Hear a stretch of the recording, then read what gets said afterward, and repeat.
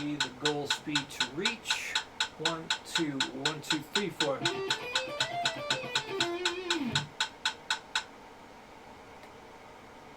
Number 3, the more challenging one. So the thing to be careful with, this note right here. That's the one you like to double up. So that's the one you want to be careful with.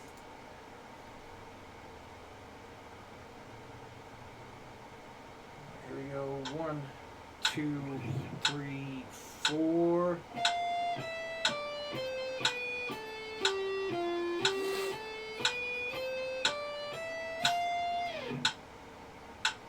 Double time. 1, 2, 1, 2, 3, 4.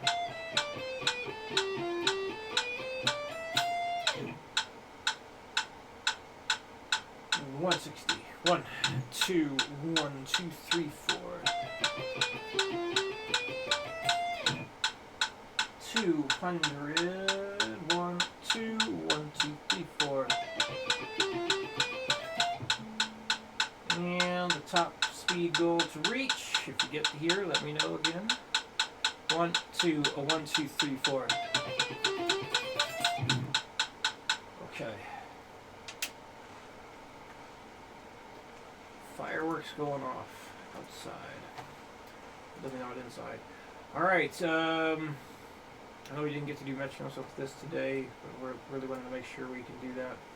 We had the chance to do that with number 5, and we did. Alright, so with this, you want to keep your index finger down the whole time. Yes, keep it anchored. And here we go. How it should sound at varying speeds. 1, 2, 3, 4.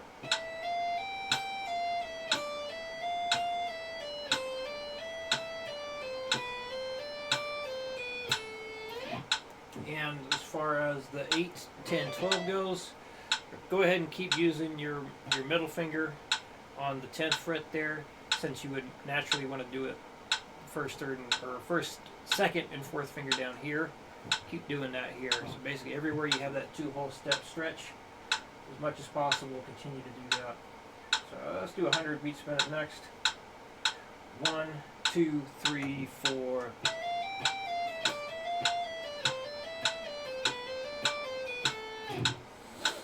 140.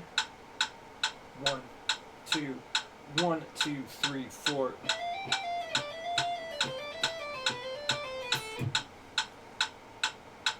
180. 1, 2, 1, 2, 3, 4.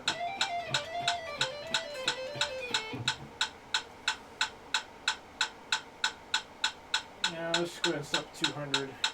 1, 2, 1, 2, 3, 4. Okay. And number 5. So, again with the pick slanting thing. So, for the whole idea of pick slanting, the idea is clearing strings so you're not stuck in between them. So, remember when you do the upward slant, what happens when you pick down, picking down towards the floor, the upstroke brings you up towards the guitar. So that's the upward slanting motion. And I'm only using the vernacular I was taught. You'd think this would be downward slant because when you're going down and out like that, down towards the floor, and the point of the pick is going down, but that's considered upward slanting. Maybe because it's just the butt of the pick is going up. But anyway, so yeah, that's considered an upward slant. And then when you leave the string, you're going to do a string transfer or change the string. Doing it with a downstroke is what's going to get you out and free from the strings. So if I was doing, and this is going to be happening here, so like this part, that part. So doing the upward slant in this way, you can. You're going to go do down, down, down, just down, down, down, down, up, down, up. So after that upstroke, now I'm in between the E and the A string, but I'm supposed to go another downstroke to get to the D string. So in order to maintain this upward slant, you have to mute that A string as you pick through both the A and the D string to get there. So use that muting technique with your left hand. Same thing when you're descending. So after I playing that part. So after I did my down, up, well, in order to hit that A string, I have to mute the A string right now, pick through it, and then apply the downstroke.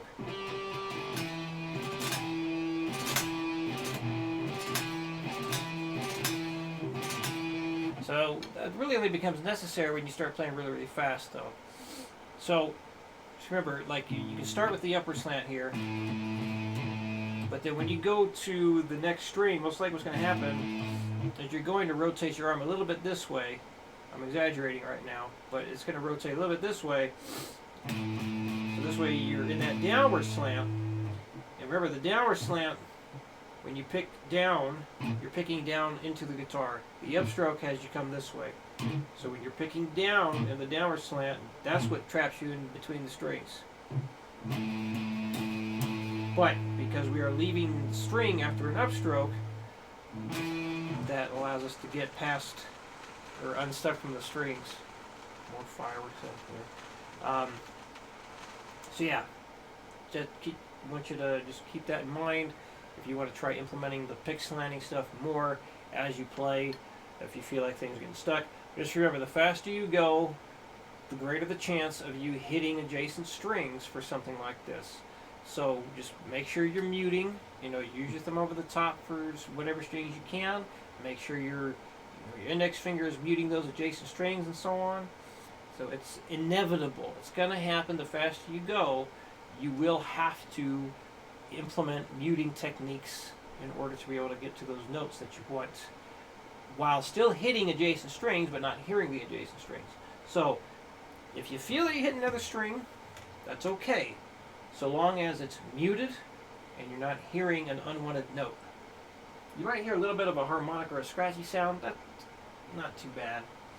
But let's go through some demo speeds so you can hear how it sounds like when I do it, and I'll let you know when I'm doing muting technique to play this.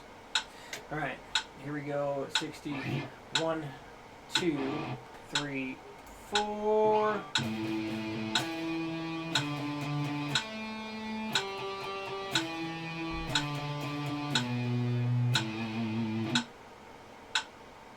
Let's do 100 next.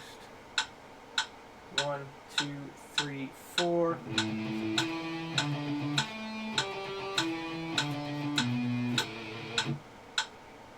20.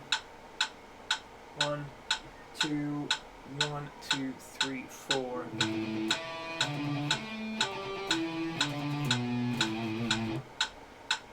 40.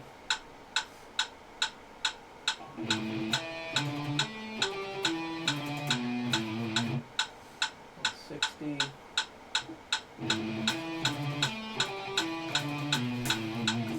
I'm still just using a two-way slant technique. I'm not muting anything yet. Well, I'm muting, but I'm not having to really use it. I'm always muting. Alright, 180. 1, 2, 1, 2, 3, 4. That was bad. 1, 2, 1, 2, 3, 4. So a little bit of muting going on there. That's another thing with this. Really make sure you're getting that 4th, 16th note in a row. 200. 1, 2, 1, 2, 3, 4. Definitely muting technique going on there. And just for the hell of it, this will be at 250. So I have to mute things for that. Absolutely.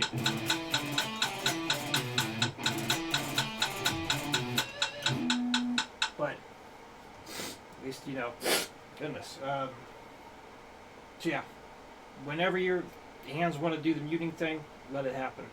And just practice it. As long as it sounds good, that's always the most important part. If it sounds good, if the notes are rhythmically correct, do that. If you have any questions that come up, please let me know, and I'll see you again next week.